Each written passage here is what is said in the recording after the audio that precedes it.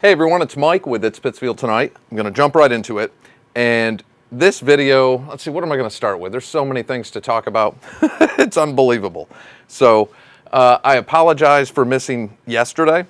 I intended on getting a video out yesterday, and this is a true story. As I was driving down Tamarack Road, about halfway down, heading towards Bosque, my exhaust came off. I hit that section of Pothole City, even though they've done some patching and there's a section of it there that I hit, and that was the end of my exhaust. So I had to turn around. I couldn't get the exhaust pipe out. I couldn't get it off the way all the bends are in it and everything. Wasn't sure what to do. I had nothing to hold it up because the hanger broke right off from the vibration or whatever. But anyway, so I had to go back home with the exhaust dragging and try to get that fixed. The potholes right now are the worst I've ever seen them. And the type of weather we had this year is perfect for it. I mean, it really is, because we had so many sub-zero days, and then you'd have a day or two where it would warm up in the 40s or 50s and everything would melt and get down in there, and then another week or two of sub-zero. And that kept going on, it seemed like, all winter. And the roads are heavily paying the price, and it seemed like they hadn't caught up from the year before. Tamarack is just a disaster. Parts of it were like taking your life into your hands, really. Parts of that were scary. Someone told me they were down there later yesterday, maybe. I don't know. I haven't been back since my exhaust fell off. But anyway, that's another one to talk about. I'm going to do a separate video on potholes. North Street, that was interesting. I wanted to just touch on that briefly. So the white poles that we talked about, and I touched on in the beginning of the year, I talked about it a lot, actually, because Ricardo Morales, the Commissioner for Public Works, said that wouldn't be a problem when it came to plowing and this and that. And of course, before the season was completed, every single one of those white poles was taken down. Now, the day of my father's funeral, we were leaving the funeral home, pulling out onto North Street, heading towards St. Joe's Cemetery. And it was snowing out. And I look up through the window, and there's cars traveling in both lanes the way the road used to be. Because the snow on the road the faded markings were covered. All the poles were gone, and it was right. People were using it the exact way they used to be when it was two lanes. It was hard to tell. Now there's temporary orange poles up. So I don't know.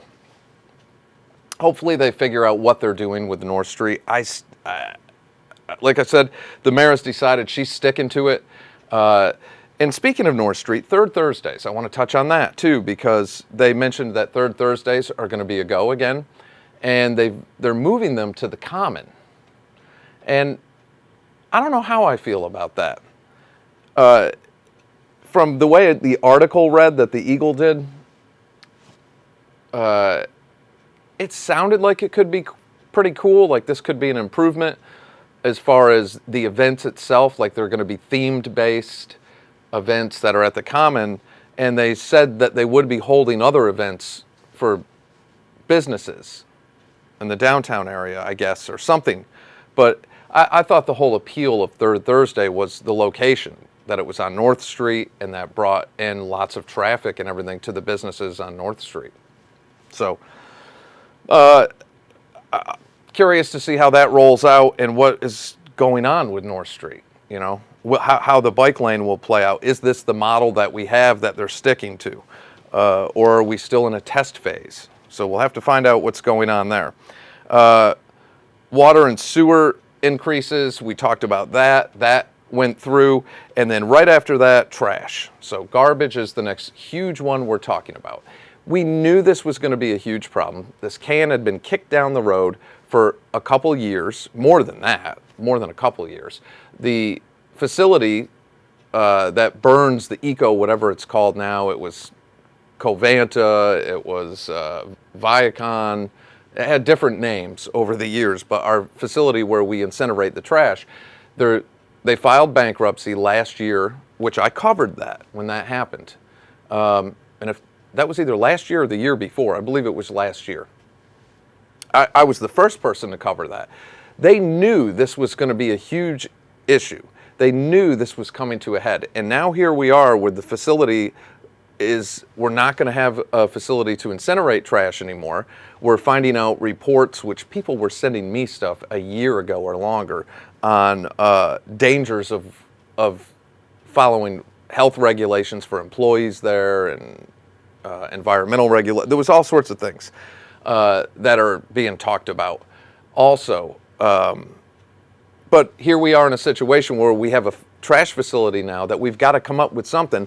Now we've got to make a decision in the moment. And this is when you're going to hear, again, when you kick the can down the road forever on a big issue, you're going to hear from counselors as they're discussing this. They're going to say, well, we're paid to make the tough decisions. We're here to make the tough decisions. And now we're going to be forced into making a tough decision quickly because nobody would be proactive on this. And I don't understand why, but here we are. So we won't be incinerating trash anymore. It'll most likely be a transfer station, and we're going to have to ship our trash out to a landfill somewhere, which is going to cost money. We really, over the years, we needed to push recycling much more than we did. We haven't really at all. We failed on recycling programs in the city, and all that is going to be completely necessary now. And to slam it on people over the head with it and expect them to take it all at once because our city government failed to be proactive on this. And that's what's coming. So I'm going to be talking about that. There's so much. Cafeteria workers, custodial workers, and others, the union, that part of the union, they still don't have a contract as far as I know. They've reached out to me. I'm going to be covering that. They have an event coming up where they need the community support. I mean, you have many cafeteria workers for sure that are still making below state minimum wage. It's ridiculous. We need to really step up on that. B-Bus is going to be cutting routes. That's on the table. I'll be covering that. What happened at Reed, the baseball field there. Somebody sent me some photos on that, and I saw it on the Pittsfield Parks Department's Facebook page. Horrible. Absolutely horrible what has happened there. Somebody took a vehicle around the baseball field, completely destroyed the grass and mud. It just destroyed it. Just to be... So, I hated to see that. I'm going to go down there and check that out myself. Coming up next week, candidate for Berkshire County District Attorney's race, Robert Sullivan. He'll be coming on. The following week, candidate for Berkshire County DA Tim Shagrew will be coming on. I'm also going to be reaching out to Judy Knight just to see if she will be throwing her hat in the ring this year. And I'll be reaching out to our Berkshire County DA, Andrea Harrington, to see if she's interested. And we'll take that from there. So I'm excited to have Mr. Sullivan coming on and Shagrew.